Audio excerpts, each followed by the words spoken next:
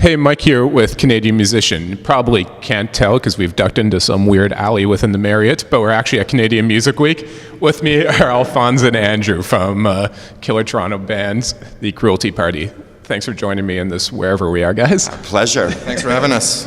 Yeah, we belong underground in places like this, you know, clandestine hallways of the world. Nice, man. And yeah, like I mentioned, we're at CNW. I want to start off with a bit about that, though. The showcase thing, you guys aren't new to it. You've done this before, done many of them. But I'm often curious with bands is, as a band, what do you feel you actually get out of stuff like CMW and North by Northeast, these showcases? Are they worth it for you? Is it what you make of it? What do you think of them? Well, I think it's, I mean, you know, they're unique in their way, but they're more similar than different, you know, as far as any show. We just like to get out there, whether it's a huge show or whether it's 10 people, and, you know, if the vibe is right and we can leave some people saying, wow, I didn't know about them before, but check them out. That's what it's all about. Anytime we can expose ourselves to a new audience is good. It's a good thing. And these kind of festivals are, I mean, I think Toronto's on the rise. You know, TIFF has really gotten huge, and now, you know, talk emerging these festivals, whether they do or not, we have two huge things. NXNE is a big one, man, you know, and CMW is huge, so Canada has like a great thing going on, you know. Yeah, we got to represent, man. We're Canadian. And we have more of a serious. I've been all to the different kind of industry festivals around the world, and I find that these ones are serious, and I see a lot of really great A&R people coming from Japan, Australia, and, you know, it's like I think business gets done at like CMW, so. Yeah. And fans may recognize Alphonse from the Polaris nominated at Azari III, which I was the third. That's why I have this kind of Latin, my full name is Alphonse Alixander Lanza III.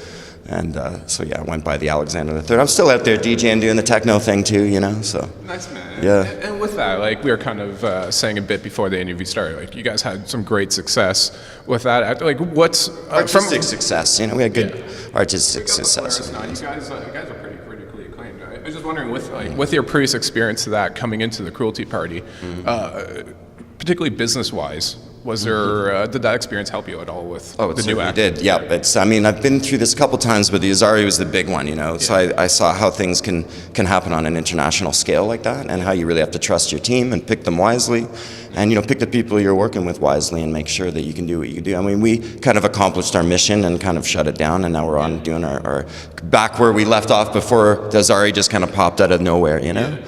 But definitely learned some lessons and learned some good positive lessons of how to keep doing things the way I used to with them. And, yeah.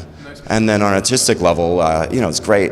Azari was a low output thing, you know, big, heavy, classic songs produced electronically, which slows things down a bit sometimes. So this band, you know, we're a power trio. We're whipping stuff on. You know, any little emotion we have, boom, there it is in a song. So that's kind of the big plus for me now about this. I feel so free now, you know? Yeah, man. Actually, that touches on what I wanted to get to, which was, you know, fans that knew you from Azari might be a bit surprised by the straightforward rock and roll direction of the Cruelty Party. Essentially, with that, like, why was that? Why take this direction? Was that always something you wanted to do, or what? I don't know. What do you think? I mean, Andrew and I. Alphonse has always been a rock and roller, you know, like even before he was making electronic music. So I mean, it's not that unnatural if you know him.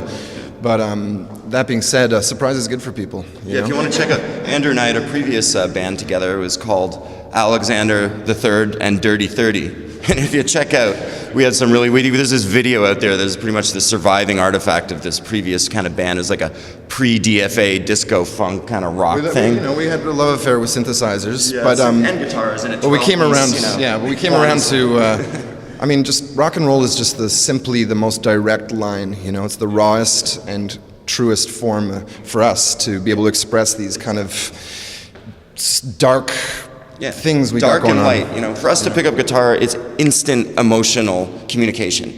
I can, you know, both of us can do things on instruments that we can't express in words. It would take a long time piecing things together on an electronic scale trying to do it, but this is, pick up the guitar, there it is, it's like shivers. He picks up a bass, drummer's there, that's that, you know, and it's like instant connection.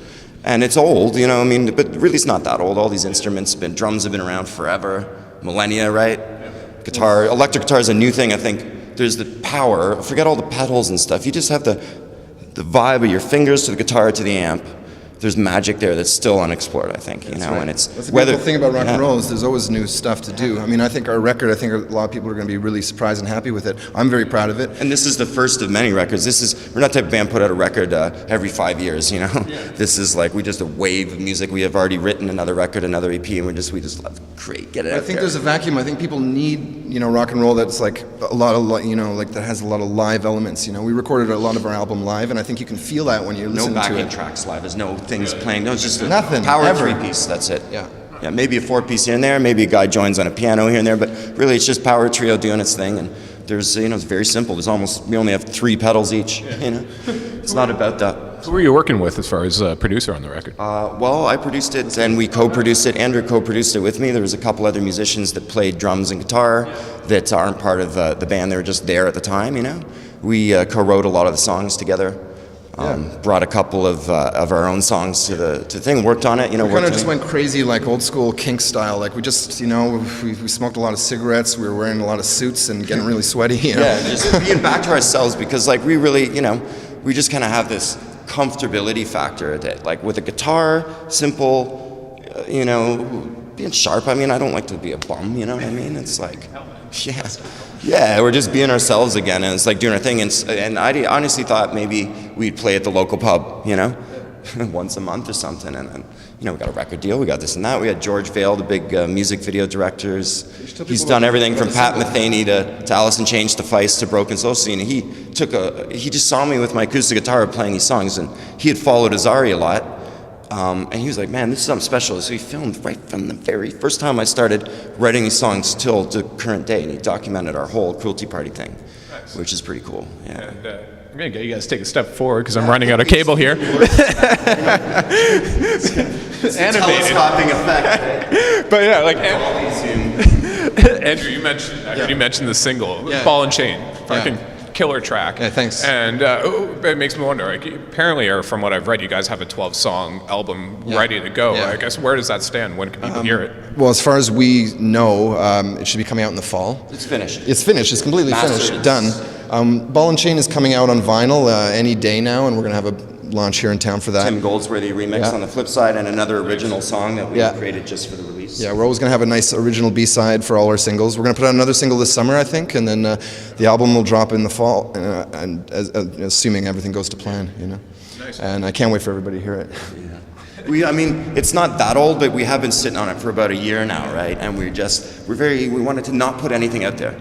You know, we thought, let's put one song out. There's a crazy mix from Dave Neufeld of Ball and Chain that came out. It's just explosively distorted, crazy Dave Neufeld stuff, right?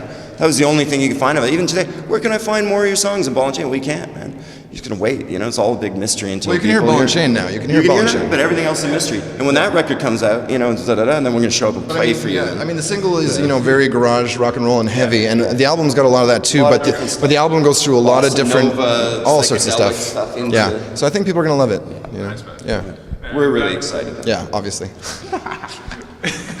Well, you guys are playing CMW tomorrow night because people won't see this interview. Saturday night, actually. Or sorry, I keep thinking today's Friday. Anyways, playing Saturday night. Right. You know, we're Park Dalians. We live down in the Dale. I've been His studio's right up the street. Yeah.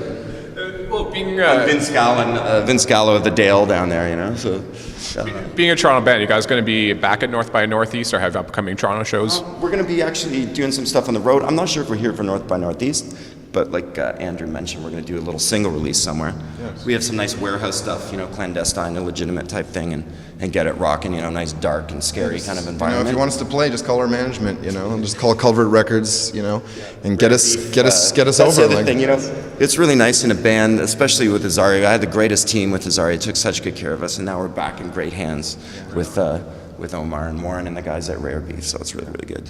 Right on, man. Looking forward to it. Thanks a lot for doing this, joining us once again. Thanks so much. Thanks for having us. Cheers, man. Nice one, man. Nice one, man.